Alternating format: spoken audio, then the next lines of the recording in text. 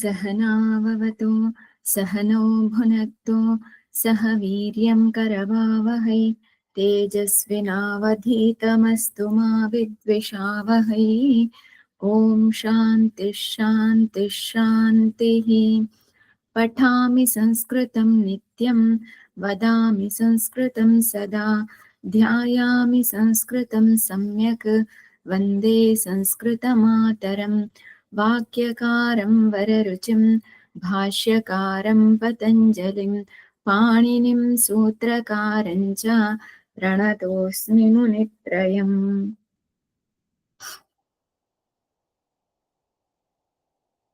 We are seeing the Shabdas, chapter 14.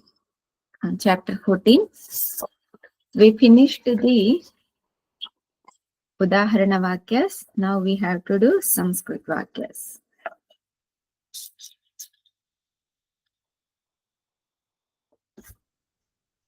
Okay, one can translate the Vakyas. यहाँ गंगा का जल है,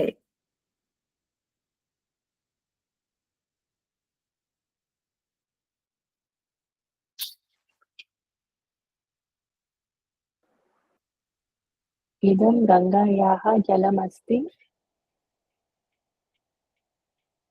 idam is which linga? स्त्रीलिङ्ग।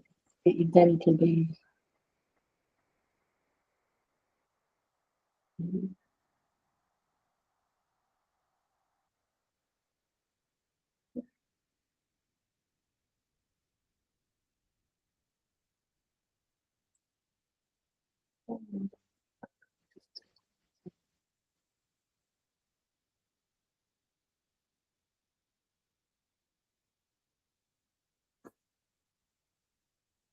Ganapati एतस्य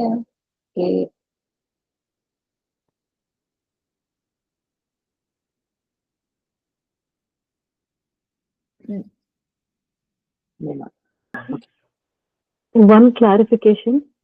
Is this yaha or yaha?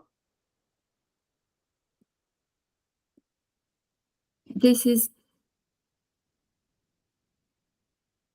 yaha, not yaha. yaha, only yaha. So then idam jalam is correct, right? I am just Yes. Idam jalam is correct. That idam is napumsakalinga because jalam is napumsakalinga. Ganga is the strilinga, but idam shabda should go with jalam, not should go with Ganga. That is why I asked idam is which linga. Thank you. Yesterday we saw one vakya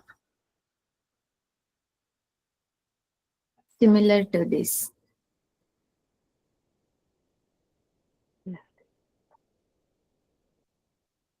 Yeah, so should I try? Yes. Idam Gangayah,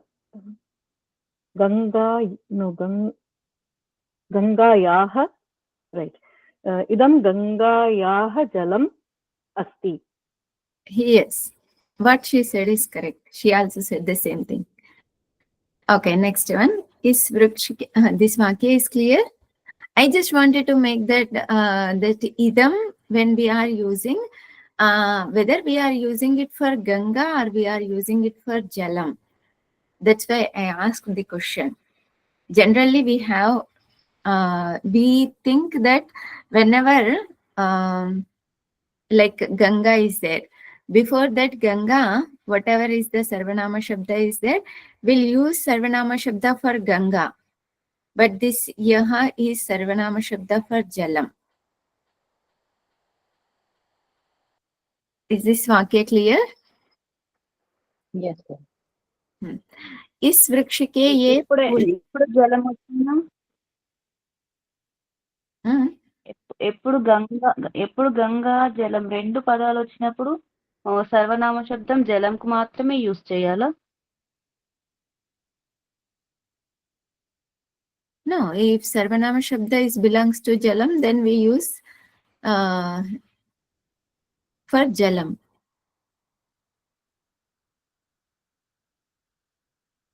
If we say, How to identify for Sarvanama Shabdam, Jalam or Ganga? okay, I'll translate this Vakya into Telugu. ఇది గంగా యొక్క జలం లేదా ఇవి గంగా యొక్క జలం. గంగా యొక్క జలం ఇవి అంటున్నాము, ఇవి అంటున్నాము, ఇవి బిలాంగ్స్ టు గంగా ఆర్ జలం? Jalam. జలం. That's how we have to recognize. Is it clear? Yes. इस वृक्ष के ये फूल है. Next. अस्य वृक्षस्य इदं पुष्पं अस्ति.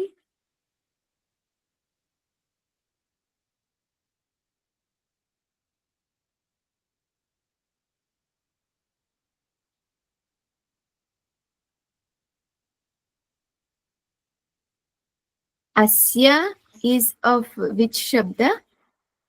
Pratipadika is what? Idam.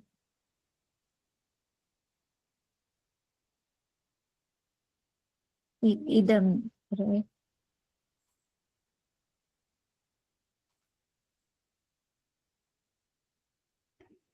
Asya vrikshasya etani pushp. Sorry. What did you say? Asya vrikshasya. Read asya vrikshasya idam pushpam asti.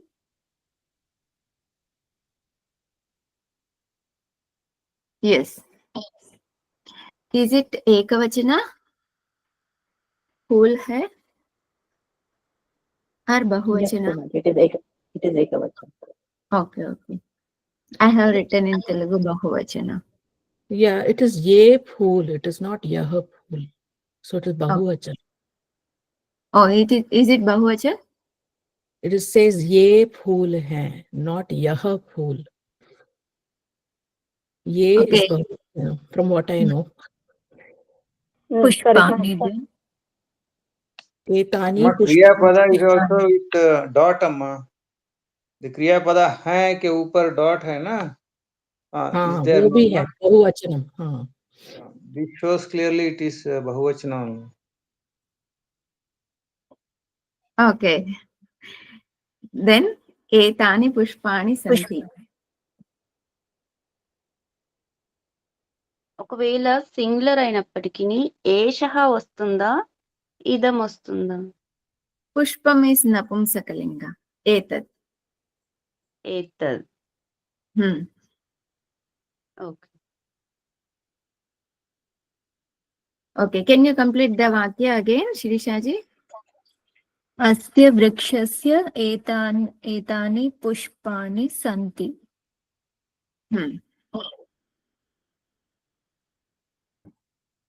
If we use idam shabda,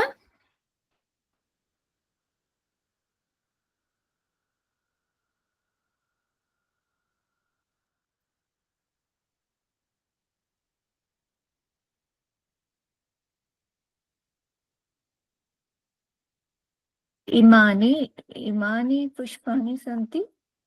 Yes.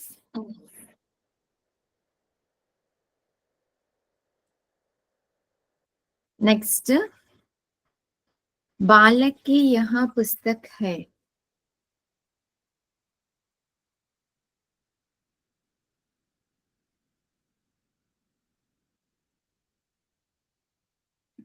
बालकस्य इदं पुस्तकम् अस्ति.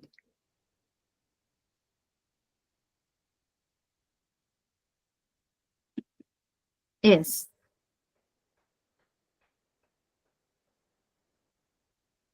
Next, यहाँ धन किसका है?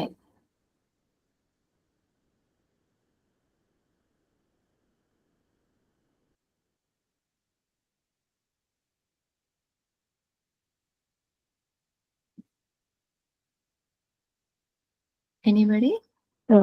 idam dhanam kasya asti. Dhanaha or dhanam? Dhanam, right?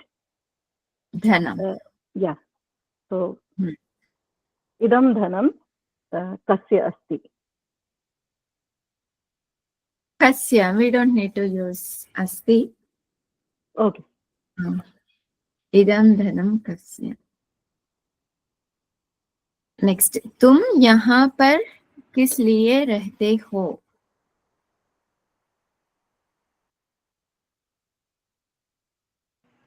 त्वम् अत्र तस्मै तिष्ठसि.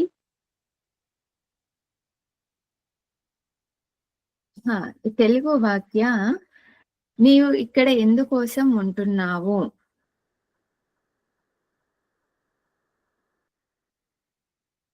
ఎందుకోసం is हेतु अर्थ.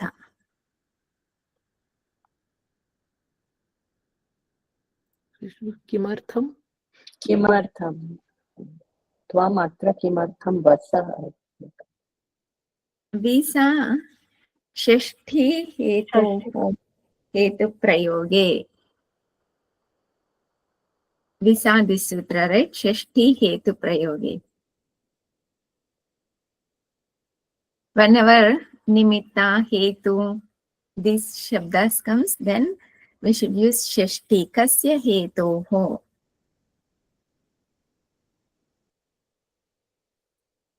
Is it kasya hetoho vasati? Yes. What is the complete vakya?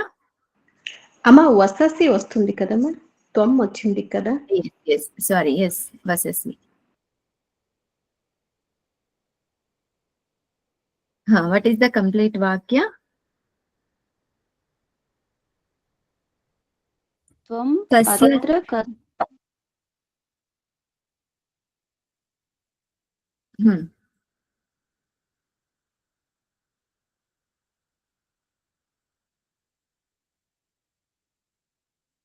Continue, anybody.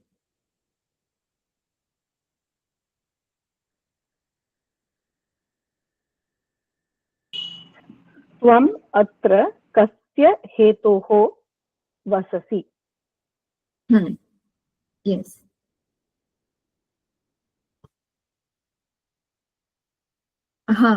Yesterday there was a question. We'll see this other vakyas later. Nimitta, if I don't remember where I have mentioned, whether in avyaya shabdas or in napumsakalinga shabdas. I checked in 14th chapter, this chapter only. Nimitta shabda is there.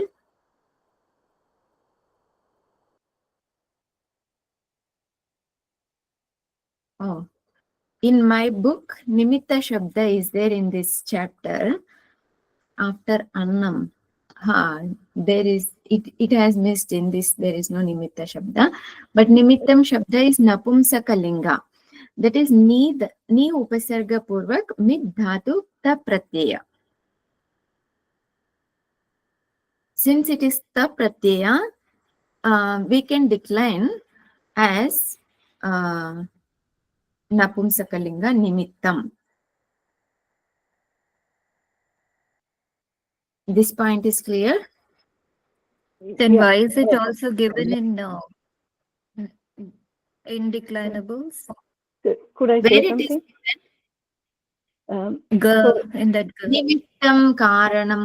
Okay. Here they have missed it. These three shabdas are not avyaya shabdas.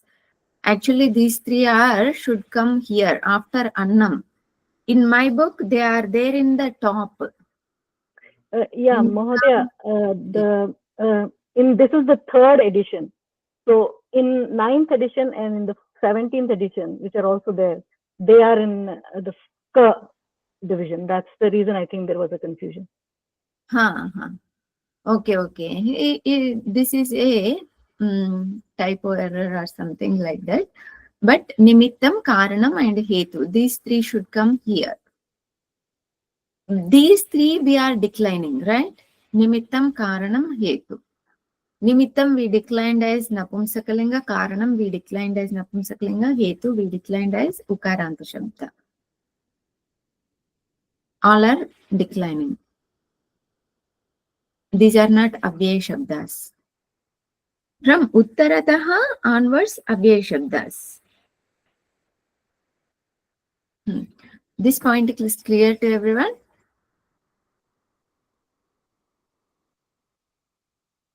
Yes, Punaji. Ma, that Prachaya, can you please repeat, Amma? Which pratyaya? Ta pratyaya. Nishtha, in Nishtha pratyaya, ta, tavatu, both are there. Ka, aapka, and ta. Ta, and tavatu. Two pratyayas are there. This is ta pratyaya. Ni Tattavatu upasarga. Nishtha Sutra, Amma? That Tattavatu Nishtha. Yes. That is. Okay. Fine. Thanks, Amma. Ni upasarga purvak mid dhatu ta pratyaya. Okay, Amma. Okay. Dhanyawad. This is one point. And okay, we'll finish these shabdas, then we'll look at sutras. There are some doubts in sutras, which we saw yesterday.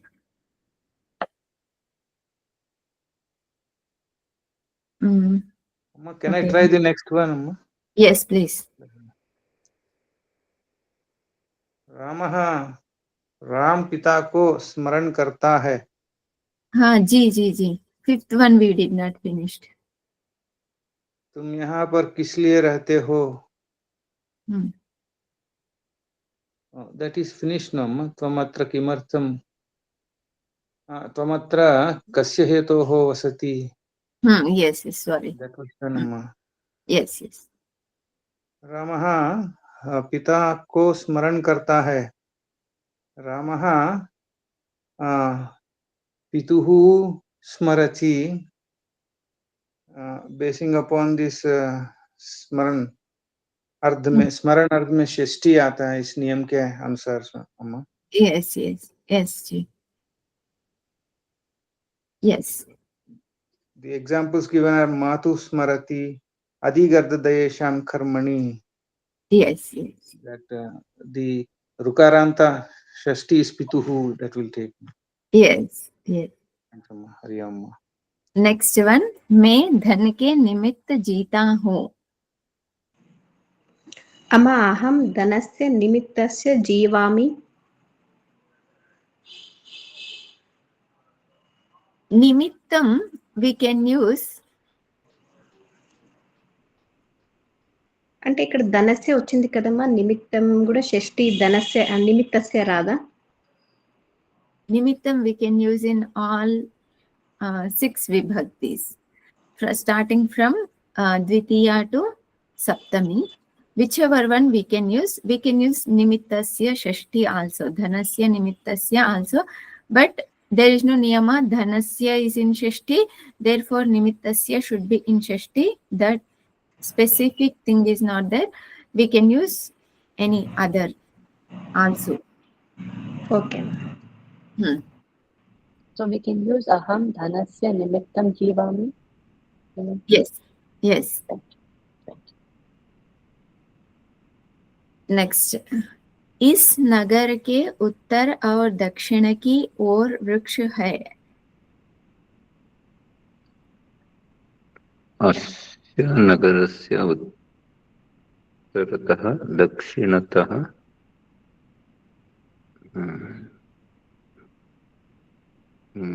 दक्षिणतः वृक्षम् अस्ति.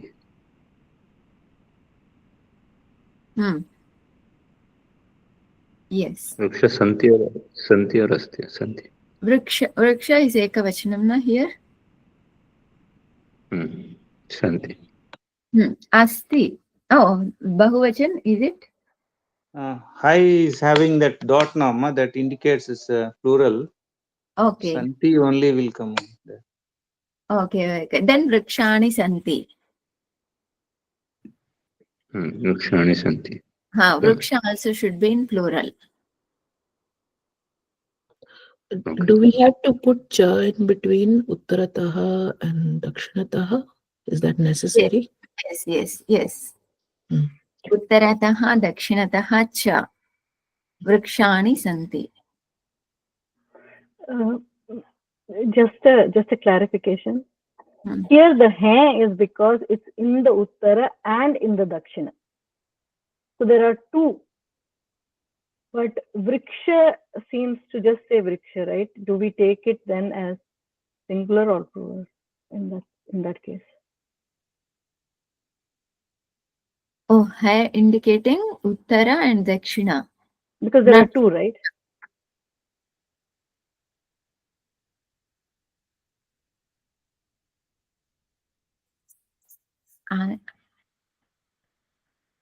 So I think plural would be better because even if it's two trees. So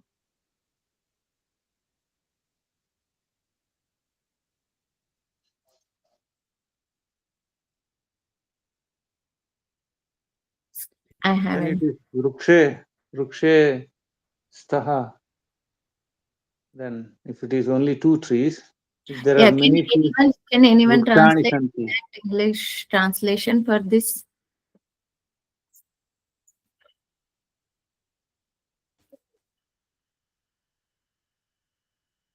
English translation. I think I have Telugu translation here. ఈ నగరానికి ఉత్తరం వైపు దక్షిణం వైపు చెట్లున్నాయి. So that indicating plural is indicating the trees only. అస్య నగరస్య ఉత్తరతః దక్షిణతః వృక్షాణి సంతి. Okay. This is what I have translation Telugu. But if it is indicating hai is I think hai is indicating vriksha only. yeah, you're correct. Thank you.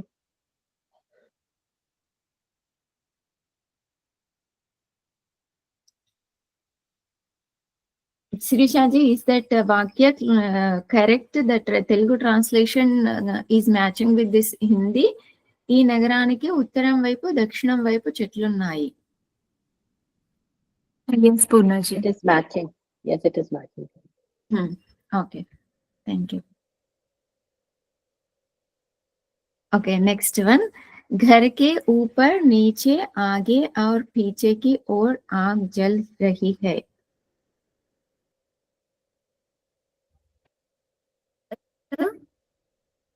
उपरिष्टात्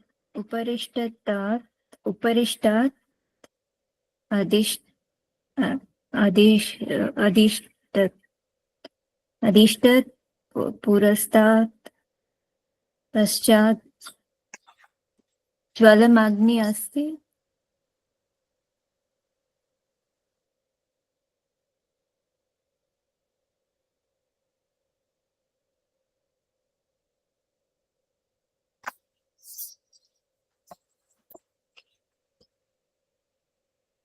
Can you repeat the vakya again?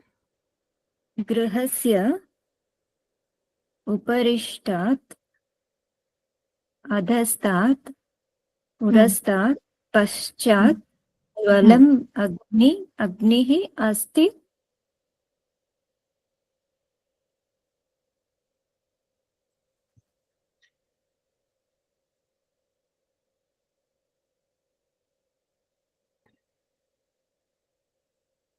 अग्निं दहति.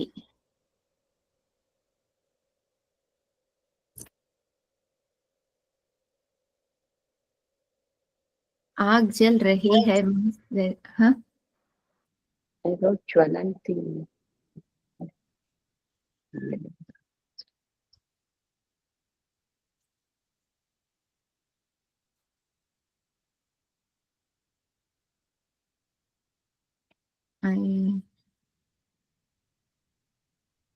I did not note that point also. Yeah, this can you translate into English?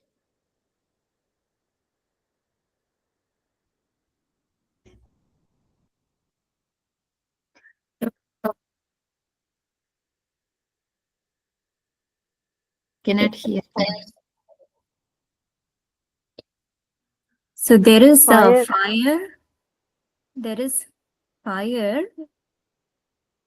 in front, above, below, in front, and behind the house.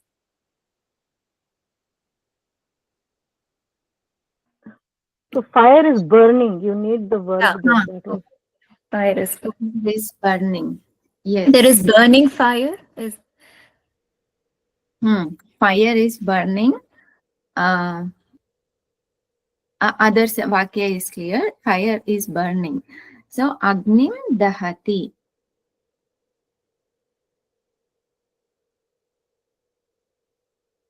ఇప్పుడు జలం Sorry, Shashti we have to use here. Agnehe Dahati. The Shashti is for Griha. Grihas. right.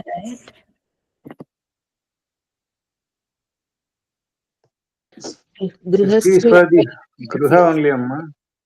Yes, sorry. Grihasya. Grihasya. Grihasya Uparishtat Adhishtat. Yes. What's the difference between Agnim, Jwalanti, and Dahati? I thought one is burning and the other one is it's lit up. Is that right? Jal rahi hai.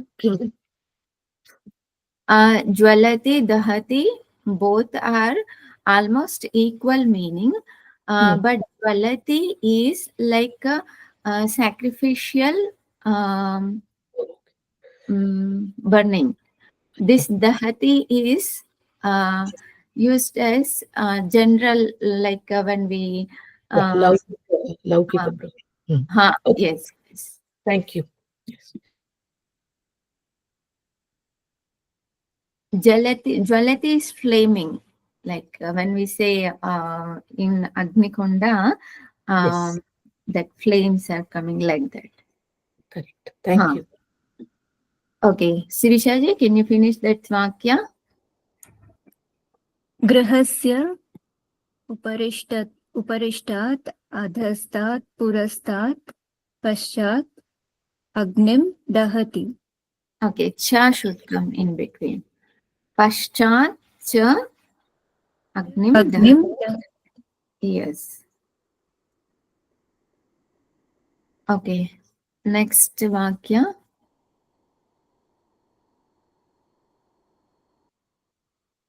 पुस्तकों में गीता श्रेष्ठ है.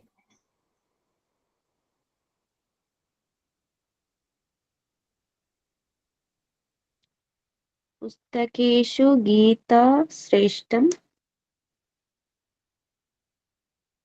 Yes. Gita is Strilinga Shabda. So when we use Shreshta Shabda also, Shreshta is Visheshana for Gita. So Shrestha. Okay. If we use another word, Patutara, Patutama, not Patutara, Patutara cannot come, Patutama. Patutama. Either one we can use. So can you repeat that sentence, please? Vijayaji, can you repeat? पुस्तकेषु गीता श्रेष्ठा. Geetam, right? Gita. Gita is Ekavach. So it can be Pustakanam also, right? Like, Yes. Shashti also can come.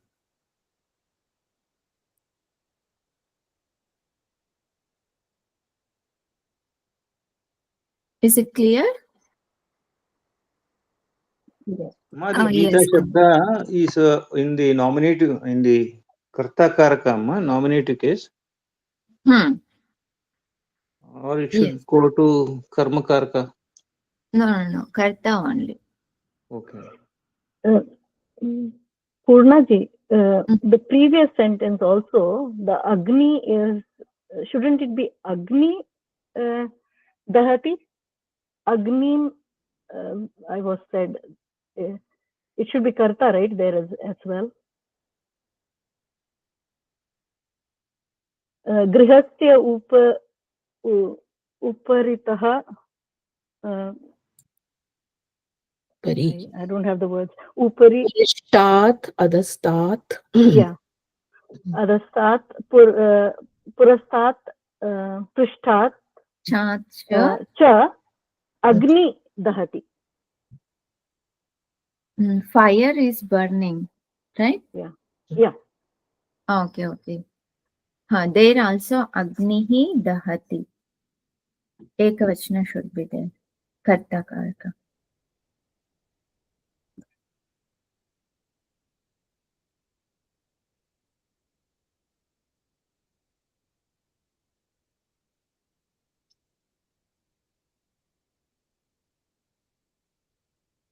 Next one. मूर्खः मूर्ख गुरु की निंदा करता है.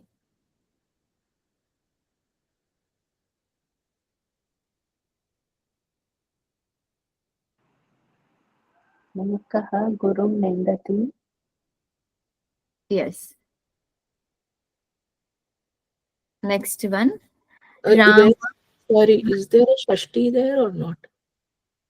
No. This is general Vakya. Okay. There is no niyama in this, right? Shashti. How Shashti can come? Guru's Ninda, Guru ki Ninda. So that Guru's Shashti. Bad person is blaming the Guru. You can say is doing the Ninda of the Guru. That's where Shashti may come. Mm-hmm.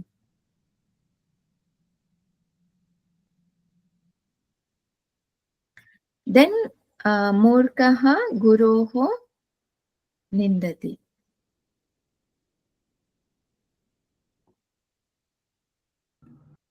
Yes.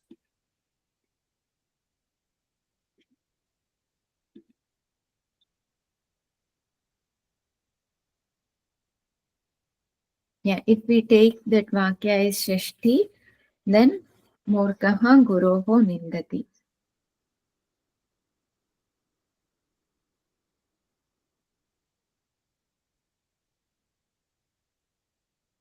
Okay, next one. Rama Sajjana की पूजा करता है.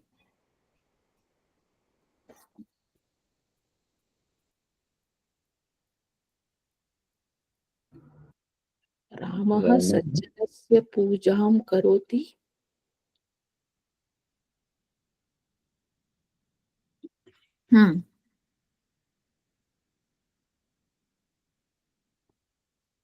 Archati also? Yeah. Archati also. Pujam Karoti is also. Both can come.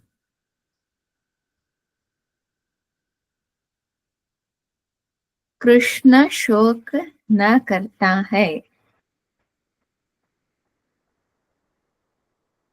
There is no na. I added na.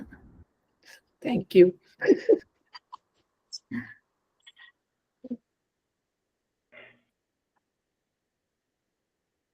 Krishna, oh sorry, go ahead. Shivanand ji. कृष्णः शोकं करोति. Krishna shokam na karoti. We can add na. No, Shuchati also. Shuchati we can use, right? शोचति. Shochati. Shuchi dhatu is to cry. Shochati. Karoti cannot come. Shochati will come. Sorry. Okay, next If one. it is na, Ashochati can happen. If you put na there, Krishna Ashochati. Yes. Nai samasa. Naitat Purusha. Naitat Purusha.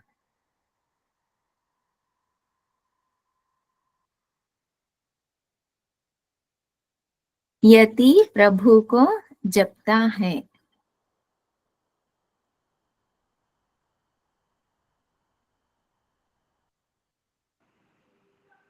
यति प्रभुं जपति కరెక్టేనమ్మా ప్రభుస్య వస్తుందమ్మా Yati should be in which case?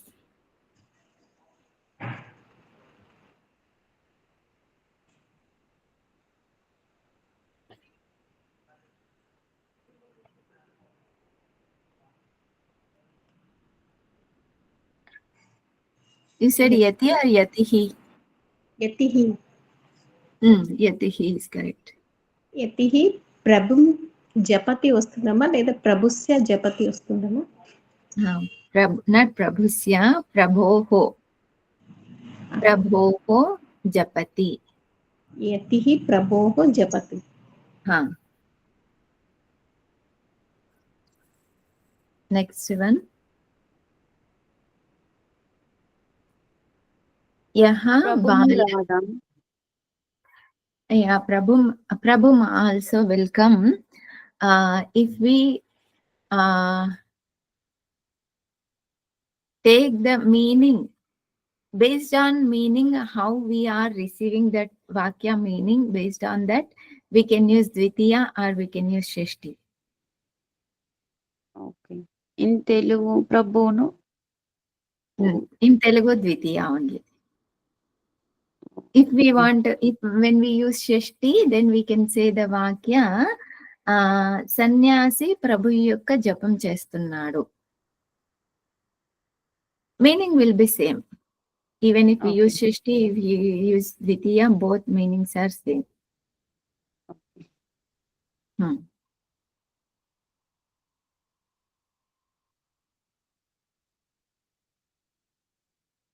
यहाँ बालक बालिका से बात करता है.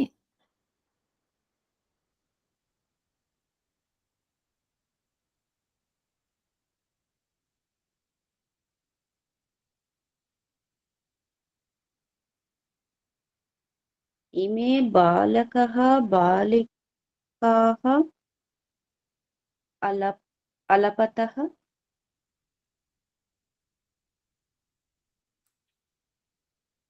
తెలుగు వాక్య is ఈ బాలకుడు ఆ బాలకుడితో మాట్లాడుతున్నాడు. బాలిక బాలక బాలికాయా అయం బాలకः బాలికాయాः వదతి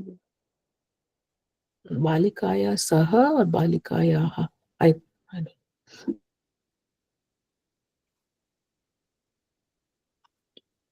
एषः बालकः तेन बालकेन आलपति. It's balika. Sorry. Then तया बालिकया.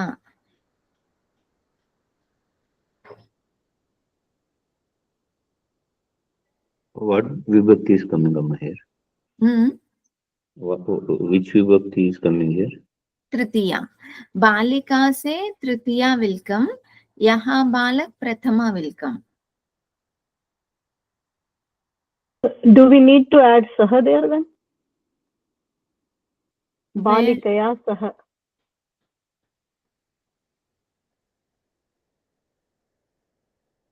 So it's like I am balakah, balikaya saha. Can you translate the English vakya? Yeah, it says this boy is talking to that girl, or Talking with Saha. talking with the girl. It doesn't say that here, but That with we can take here with tritiya. right. Saha, that we don't need. Okay. Saha means along with. Oh, okay.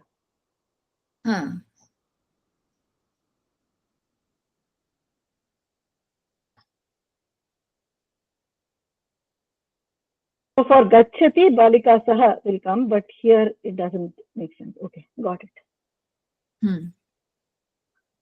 एषः बालकः तया बालिकया आलपति. Is this clear? Yes. Next one, Ram श्याम को बुलाता है.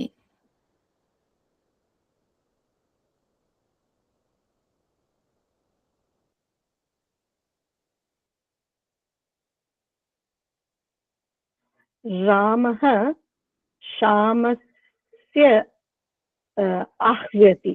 आह्वयति. I think, right? आह्वयति. Yeah. रामः श्यामम् आह्वयति. Yeah. Shamam ahvayati.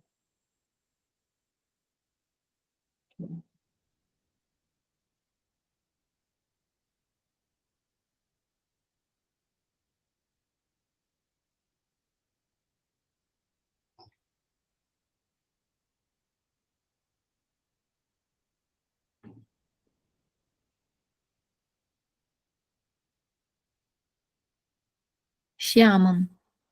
There is no niyama can come for Shashti.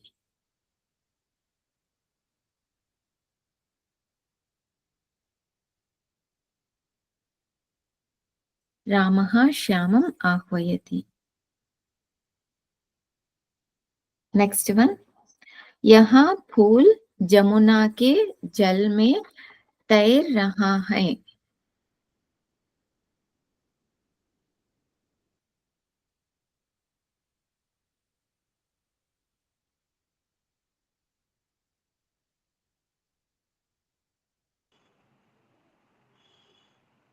इदं पुष्पं जमुनायाः जले तरति.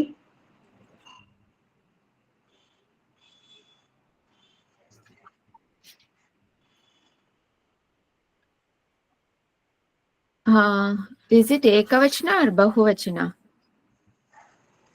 అంటే ఆడ ఫూల్ అని ఉంది కదమ్మా.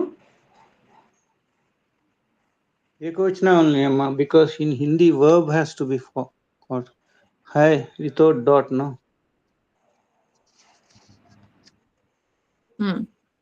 In Hindi only two numbers are there, no?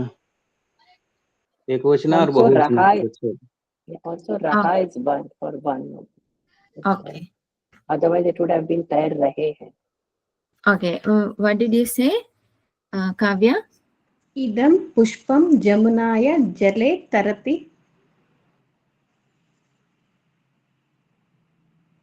जमुनायाः. जमुनायाः. जमुनायाः जले तरति.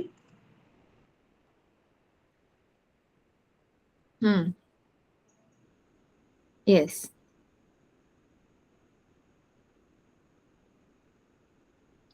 नेक्स्ट तो ईश्वर का ध्यान करता है.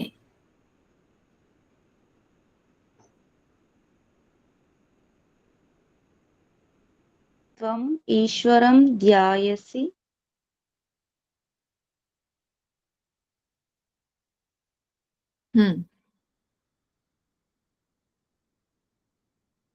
Yes.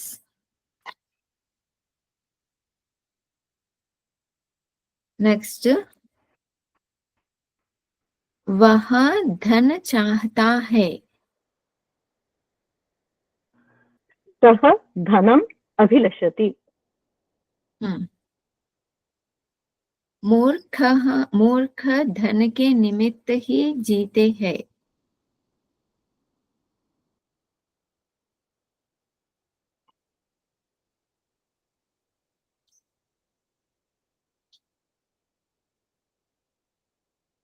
मूर्खः धनस्य निमित्तं जीवति.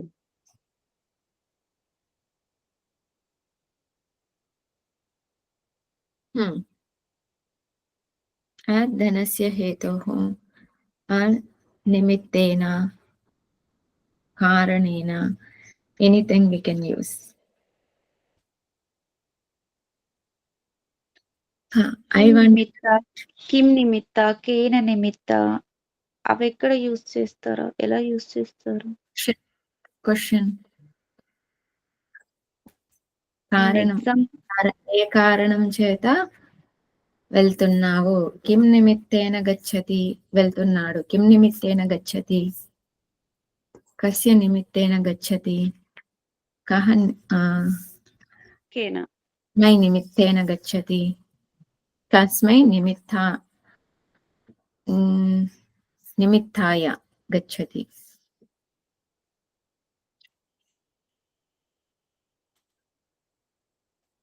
కేన నిమిత్తం అలా యూస్ చేయకూడదా? మామూలుగా Kena నిమిత్తేన. నిమిత్తేన. Kena is sarvanama shabda for nimitta. Whatever is the vibhakti, linga, vachana, all should be same for sarvanama shabda. Okay.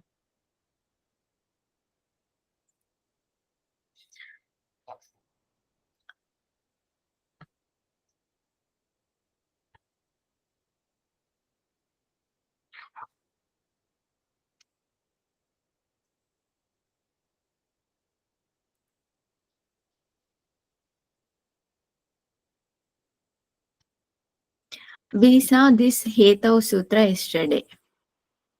Same sutra is there in Tritiya also. If you remember, I explained in Tritiya Vibhakti. In this document itself, it is there in Tritiya, that Hetau Sutra. Here I have explained. Here I explained this vritti is different. There I have taken vritti is different. Phala sadhana yogyaha padartho loke hetuhu uchyate. Tad vachinaha tritiya vibhaktihi bhavati. Dhanena phalam. Like that we have taken. Phala sadhana yogyaha, whatever is the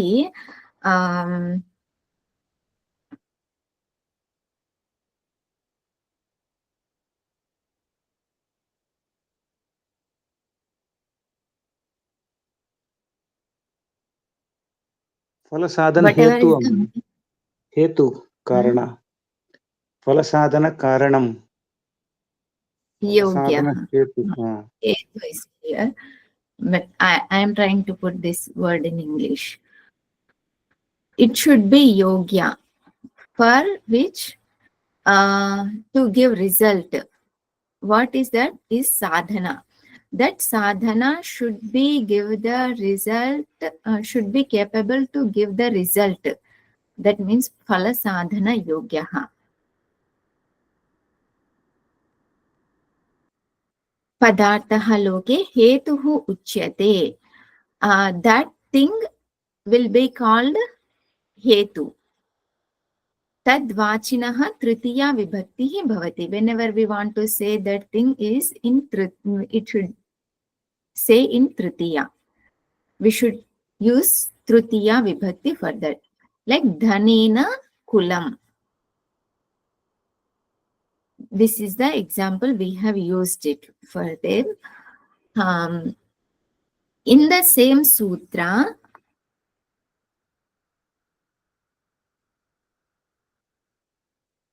this explanation is in same sutra, but this is there in Mahabhashyam.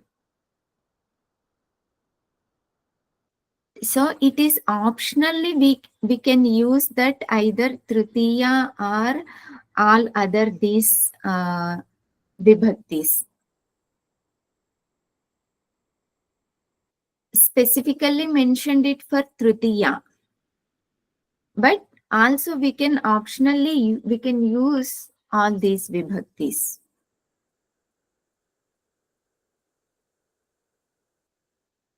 That is I wanted to mention.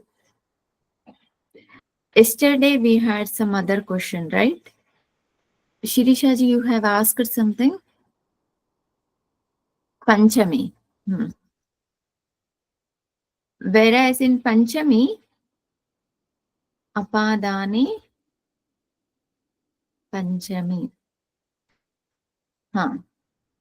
Here, this second explanation, I think this is given by Kashika Kara. एकस्मात् पदार्थात् अपरस्य पदार्थस्य पृथक्करणम् अस्यां क्रियायां यस्मात् पृथक्करणं भवति तत् कारकम् अपादानसंज्ञं भवति यथा वृक्षात् पर्णं पतति. So I noticed that here ekasmat padarthat, they have mentioned very clearly. From one thing, if we are separating, then from where we have separating, that thing should be in Panchami Vibhakti. In Shashti and Saptami, when we want to use,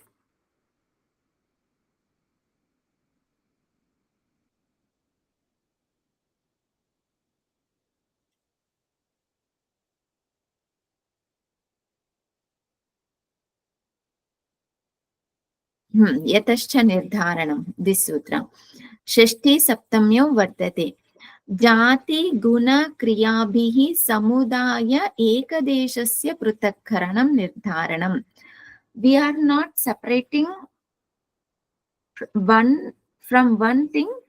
We are not separating. Like only one thing is there.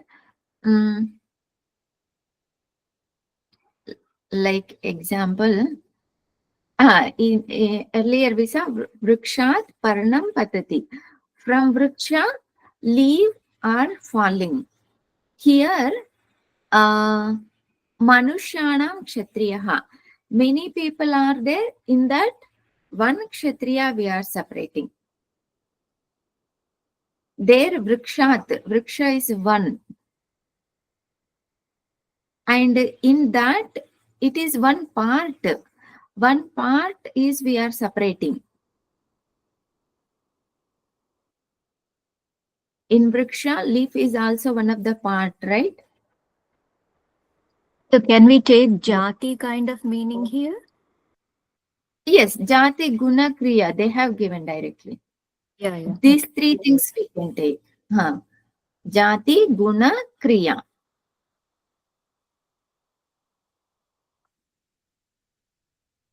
So that is the difference between Panchami and this Shashti Saptami. Shashti we can use, Saptami we can use, that is optional. In Sanskrit, when we say optional, I don't know if all of you have noticed that Swamiji mentioned in one of the class. It is not that one is Mukhya, one is Gauna. Not that. Equal importance is there. Whichever one we can use. There is no one thing is Mukhya, one thing is Gauna. That is not correct. Is this point clear?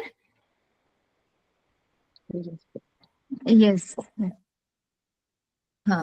Next, you have mentioned some numbers. What are the numbers? Those directions and those also come in Dvitiya. I was just mentioning that rule 17, 18, 19 is similar to 63. That's what I said. 17, 18, 19.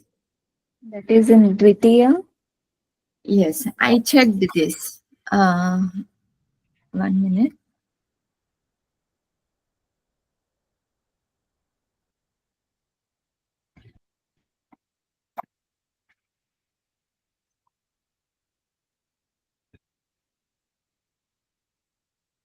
Antarantarena yukte. Okay. For 17th, there is no sutra. They have given few shabdas and they mentioned that this is when these shabdas comes, it should be in Dvitiya, right? Yeah, it was 4 sides, up, down, middle, and all.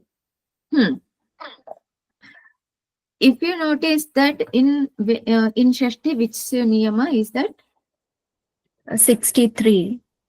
So 60. same thing. Upara, that upari, same thing was mentioned in 17. Adhaha.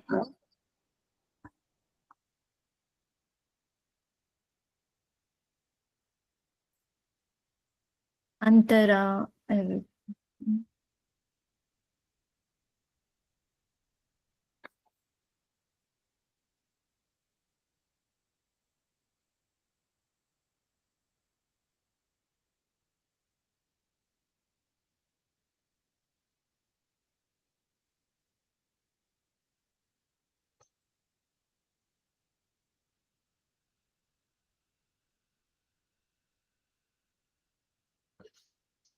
1 minute.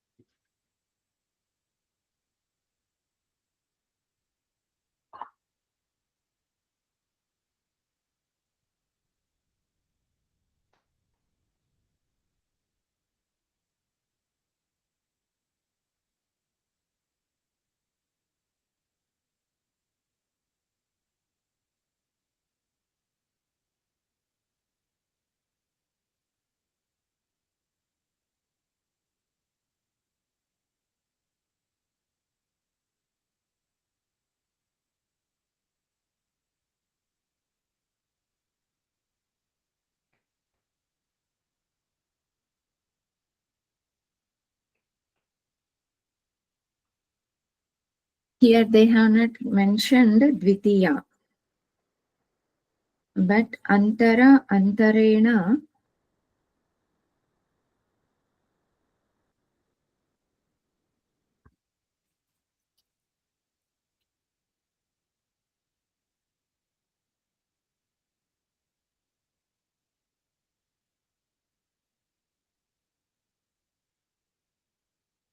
Dvitiya Swaryate na Tritiya. Antarantarena Shabdo Nipato Sahacharyat Grihyeta. Abhyam Yoge Dvitiya Bhakti Bhavati. Shashti Apavadaha Ayam Yogaha. Shashti is the Apavada Sutra for Dvitiya. We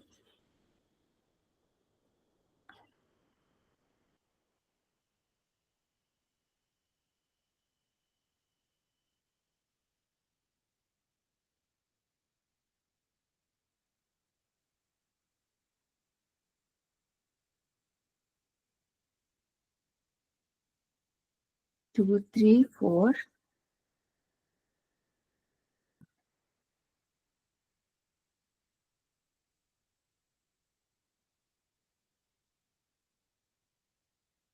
To 330.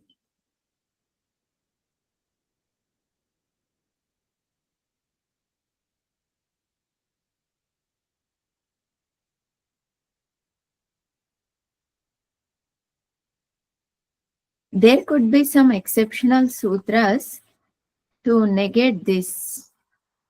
They have, as they have mentioned, this is Shashti is Apavada Sutra.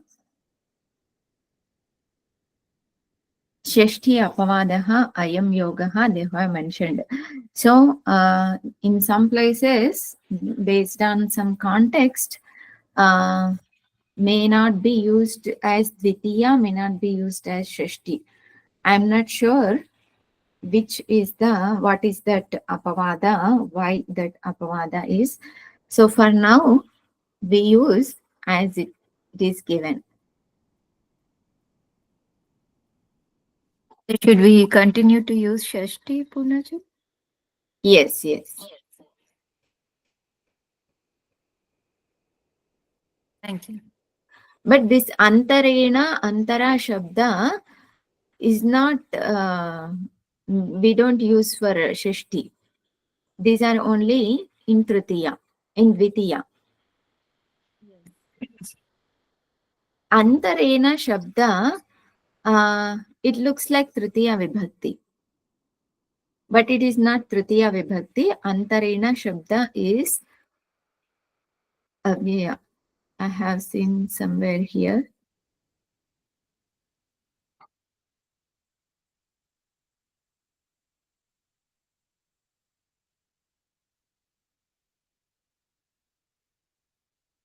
Okay, if I find out again, I'll show you. But Antarena, there is some Pratyaya. Lut, Lut pratyaya, not lut pratyaya. Some pratyaya have added, then that antarena word came.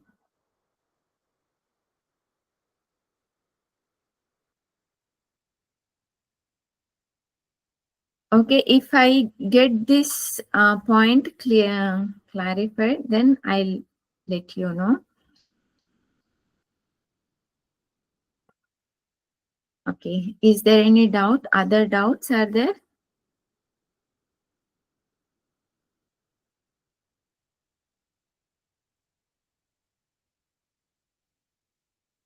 Okay, then we can close.